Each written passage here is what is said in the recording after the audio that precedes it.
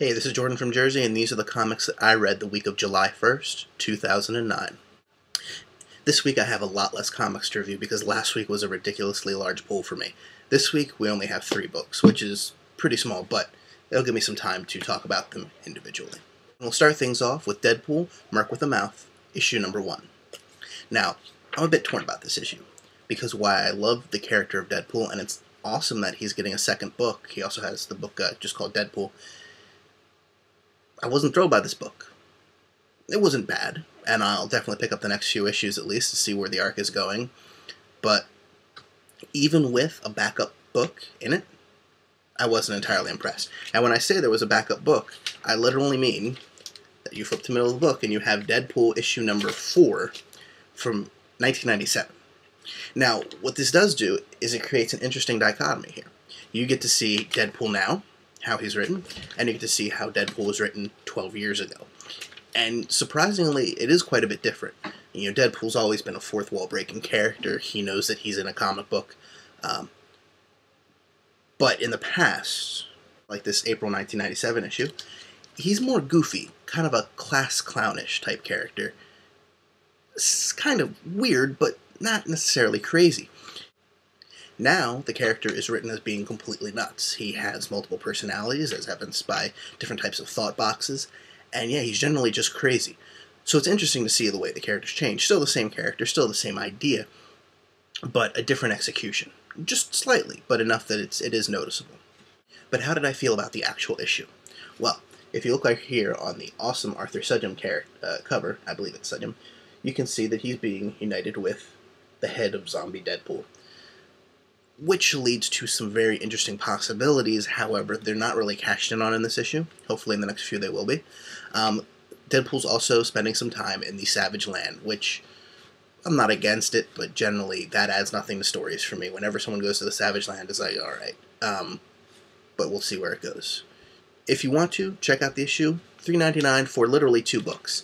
I'm not a huge fan of the art in the second book. It looks like those Marvel action figures for little kids. I forget what they're called.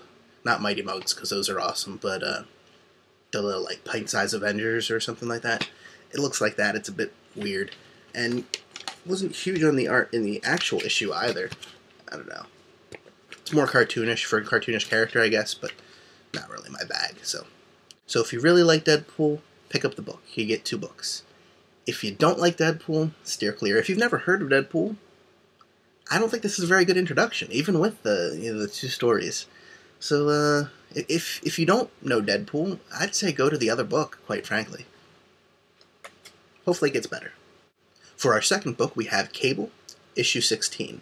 And thankfully, Cable is finally done with the Messiah War crossover, because, quite frankly, it was long, boring, and annoying.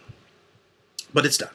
And Cable is back on the run with Hope for all of about 5 panels before they get separated in the time stream, and she ends up 2 years in his past.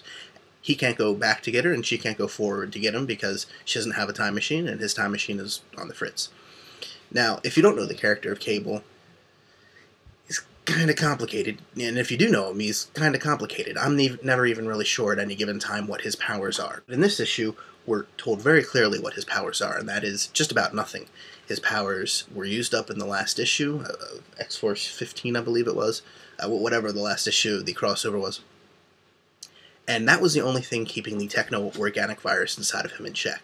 So his powers originally were extremely strong, telekinesis and telepathy. But they've waned and waxed and gone back and forth over the years. They're the only things keeping the virus in check, and he used them all up in the last issue.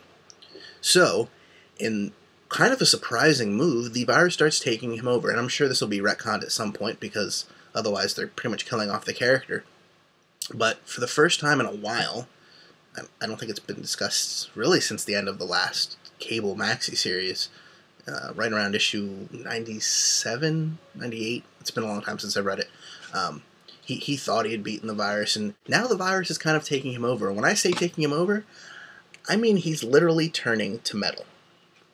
And this has its upsides. He'll be invincible until the downside, which is when he turns completely to metal. He apparently dies, so not good at all. So my prediction, when he finally gets reunited with Hope, Hope his mutant power will have something to do with curing this virus. Possibly. We'll see. Anyway, good issue of Cable. A lot better than the last few issues have been. Even Messiah War aside, it's better than the series has been in since the beginning, really. Check it out. You like Cable? You like the Future? You like Bishop? He's in there too. You like half-metal people? Check out the issue. And finally, we have War of Kings, issue 5 of 6. In this penultimate issue, lots of stuff happens. But only really at the end. But that's fine, because that lots of stuff that happens is pretty awesome. Some backstory. The Inhumans, the Guardians of the Galaxy, the Shi'ar, Emperor Vulcan, other people. There's a lot of factions, and it gets confusing if you don't know this universe, which I only kind of do. But there's a big war. Basically, Leandra, the leader of the Shi'ar, she's kind of dead, and that kind of screws over Vulcan's plan, because now he's going to have to fight a war on 2 fronts, which leads to some awesome dialogue from Vulcan about executions. It was cool. I liked it. But Black Bolt from the Inhumans also knows that this is going to extend the war, and he doesn't really want that, so he decides time to bring the end game a lot sooner than it was going to be. And how he decides to do that, and how it's revealed that he's going to do that, is pretty awesome. I won't give it away, but let's just say what happens a couple panels after that, even cooler, and I cannot wait to see what happens in the final issue, because the setup,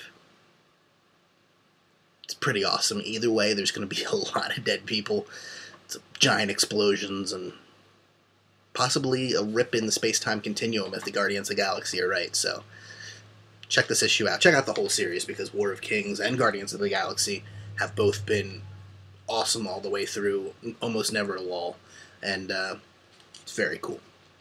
Alright, thanks for joining me. Those were the comics I read for the week of July 1st, 2009. Have a good 4th of July, and happy birthday to my sister Courtney, and hopefully I see you next week for more comic book reviews.